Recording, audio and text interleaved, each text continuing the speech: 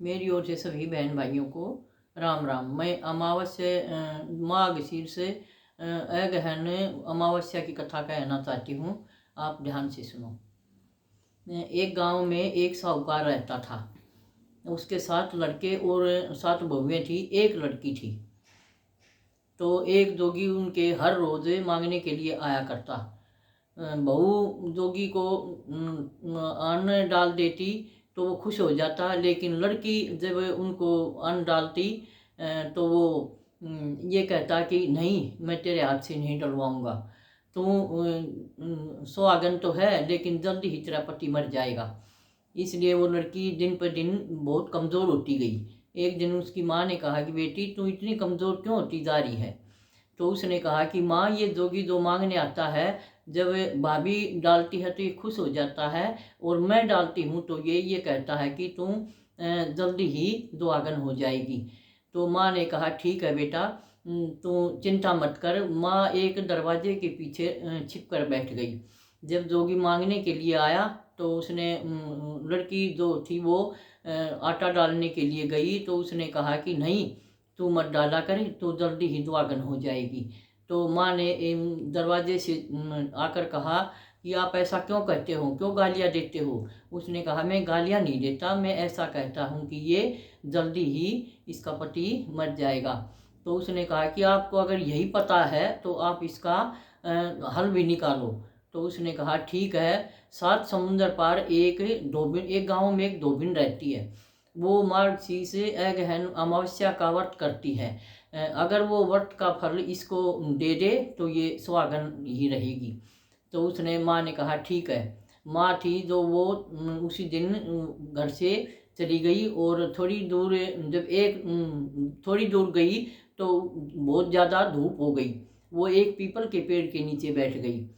People के पेड़ पर एक गरुड़ का जो था वो घोंसला था, उसमें गरुड़ के बच्चे थे, और गरुड़ जो था वो बाहर गया हुआ था।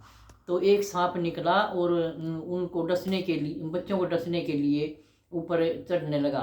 तो उस औरत ने, उसकी माँ, लड़की की माँ ने उस सांप को मार दिया।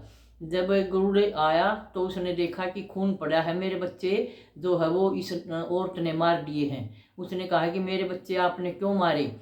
तो उसने कहा कि औरत ने कहा नहीं गुरुदेव, मैंने तो तुम्हारे बच्चे नहीं मारे, एक सांप था मैंने उसको मार दिया है, इसलिए ये खून यहाँ गिरा है। तो उसने कहा कि आप मांगो जो कुछ मांगना चाहती हो।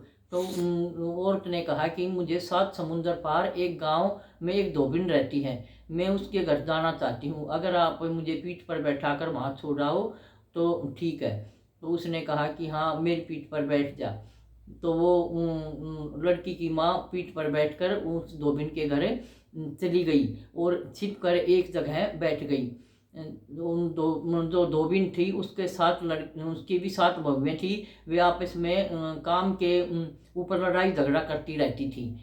तो उसने तो एक दिन उसकी लड़की की माँ ने सोचा कि ये लड़ाई झगड़ा काम के ऊपर करती हैं, तो रात को वो वहाँ उनके घर जाकर सारा काम कराती, कपड़े धोती, बर्तन साफ करती और पशुओं को भी संभाल लेती। सारा काम करके वो चुपचाप फिर आ जाती, फिर छिप पर बैठ जाती। तो जो बहुओं की जो सास थी वो धोबिन थी, उसने देखा कि सारा काम सुबह जो है वो हुआ पाता है। तो उसने बहुओं से कहा कि आप तो बहुत समझदार हो गई हो, क्यों माँ जी आके नहीं, आप लड़ाई झगड़ा नहीं करती और काम भी अच्छी तरह से कर लेती हो। सुबह मैं जब उठती हूँ तो काम सारा मुझे करा मिलता है। उन्होंने कहा कि माता जी, लड़ाई करके भी करना है काम तो हम ही करते हैं, लेकिन अब हमें चुपचाप कर लेते हैं। उसने, उसकी सास को यह जो था वो जचा नहीं कि नहीं, ये तो इतनी लड़ती थी, अब अचानक क्या हो गया है।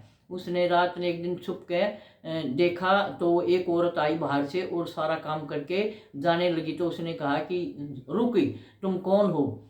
मैं ऐसे ऐसे आई हूँ और मेरी लड़की जो है वो दुआगन एक जोगी मांगने आता था, और मेरी लड़की जब उसको आटा डालने जाती तो ये कहता कि आप दुआगन हो जाओगी, सुहागन नहीं रहेगी ज़्यादा दिन तक।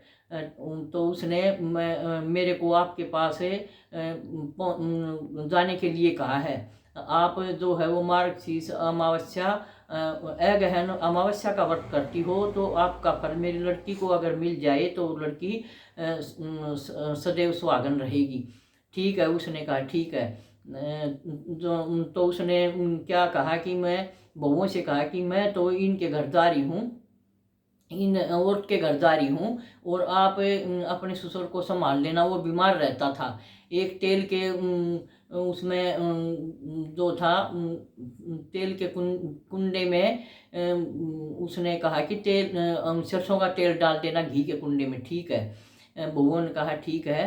तो उसके घर लड़की उस औरत के साथ ही चली गई। जब उस लड़की के की शादी होने लगी तो उसने एक कच्चा घड़ा जो था वो दूल्हे के उसके दूल्हे के पास रख दिया, उसके जो गोडा था उसके नीचे रख दिया, और उसने उसमें दूध डाल दिया। सांप जो था वो दूल्हे को डसने के लिए आया तो उसने वो कुंडे को आगे कर दिया, लेकिन डर के मारे जो दूल्हा था वो मर गया।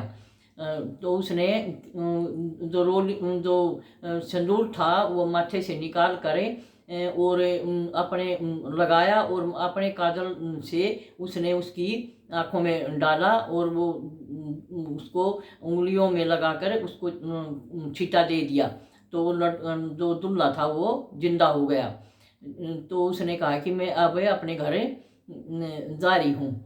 तो उसने वो अपने घर चली गई तो वहाँ उसका पति जो था वो मर गया था। उसने वो वही रास्ते में उसने कहा कि मैं आप को मैं क्या तोहफा दूँ।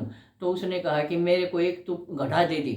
उसने उसको एक पक्का घड़ा दे दिया, और वो जब गई तो पीपल के पेड़ के नीचे 108 परिक्रमा करके उस घड़े को दबा दिया। उसका फल उसको बहुत अच्छा मिला। वो गई तो उसका पति जो था वो मर गया था। उसने वही सिंदूर और स्याही का जो उंगली थी उसका छींटा काट कर छींटा दे दिया, वो उसका आदमी जिंदा हो गया। तो उसने कहा कि ये व्रत सबको करना चाहिए, इससे बहुत अच्छा फल मिलता है, सुनने वाले और कहने वाले को भी फल मिलेगा। धन्यवाद।